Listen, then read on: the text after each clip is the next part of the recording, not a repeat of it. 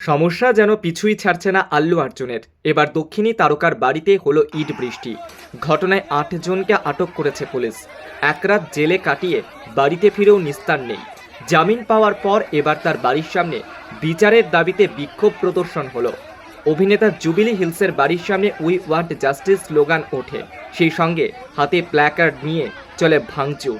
যে ভাঙচুরের ভিডিও এই মুহূর্তে সোশ্যাল মিডিয়া প্ল্যাটফর্মে ভাইরাল। পরপর ঢিল পড়ে দক্ষিণী সুপারস্টারের বাড়িতেও।